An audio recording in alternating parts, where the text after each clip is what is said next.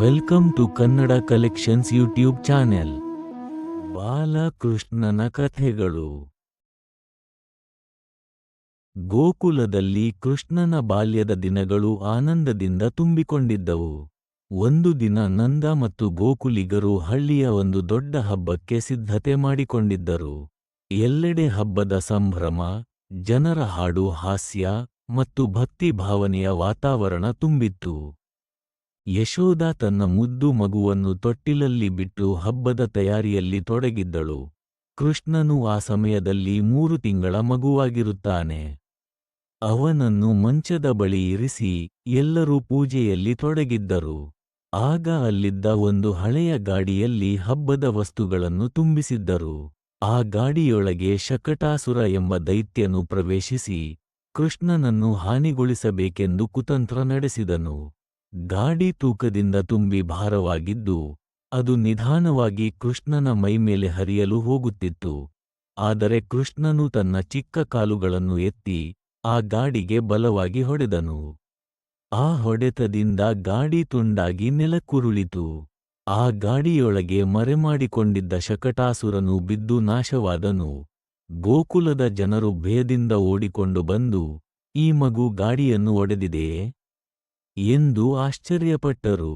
ಕೆಲವರು ಇದನ್ನು ದೇವರ ಲೀಲೆ ಎಂದು ಭಾವಿಸಿದರು. ಯಶೋಧ ಮಾತ್ರ ತನ್ನ ಮಗುವನ್ನು ಎತ್ತಿಕೊಂಡು, ನೀನು ಸುರಕ್ಷಿತವಾಗಿರುವುದು ದೇವರ ಕೃಪೆ ಎಂದು ಕಣ್ಣೀರು ಹಾಕಿದಳು. ಈ ಘಟನೆಯಿಂದ ಎಲ್ಲರೂ ಕೃಷ್ಣನು ದೈವಿಕ ಶಕ್ತಿಯ ಅವತಾರವಿರಬಹುದು ಎಂದುಕೊಳ್ಳುತ್ತಾರೆ. ಅವನ ಬಾಲ್ಯದ ಪ್ರತಿಯೊಂದು ಹೆಜ್ಜೆಯೂ ದೈತ್ಯ ಸಂಹಾರದತ್ತಲೇ ಸಾಗುತ್ತಿತ್ತು. ಏಕೆಂದರೆ ಶಕಟಾಸುರನ ಸಂಹಾರದ ನಂತರ ಕೃಷ್ಣನನ್ನು ಕೊಲ್ಲಲು ಕಂಸನು ಮತ್ತೆ ಮತ್ತೆ ವಿಭಿನ್ನ ದೈತ್ಯರನ್ನು ಕಳುಹಿಸುತ್ತಿದ್ದನು. ಒಂದು ದಿನ ಗಗನದಲ್ಲಿ ಭಾರೀ ಗಾಳಿ ಬೀಸಲು ಪ್ರಾರಂಭವಾಯಿತು. ಕತ್ತಲೆಯ ಮೋಡಗಳು ಕೂಡಿ ಬಂದವು, ಮರಗಳು ಬಗ್ಗಿ ನಿಂತವು. ಅಸಾಮಾನ್ಯವಾದ ಆ ಗಾಳಿ ಏಕೆ ಬಂತು ಎಂಬುದು ಯಾರಿಗೂ ಅರ್ಥವಾಗಲಿಲ್ಲ. ಆ ಗಾಳಿ ತೃಣಾವರ್ತಾಸುರ ಎಂಬ ದೈತ್ಯ ಕಂಸನ ಆಜ್ಞೆಯಿಂದ ಕೃಷ್ಣನನ್ನು ಕೊಲ್ಲಲು ಸುಂಟರಗಾಳಿಯಾಗಿ ಗೋಕುಲವನ್ನು ಪ್ರವೇಶಿಸಿದ್ದನು. ಅಚಾನಕ್ಕಾಗಿ ಸುಂಟರಗಾಳಿ ಬಂದು ಮಣ್ಣು, ಕಲ್ಲು, ಧೂಳು ಎಲ್ಲವನ್ನೂ ತಿರುಗಾಡಿಸಿತು.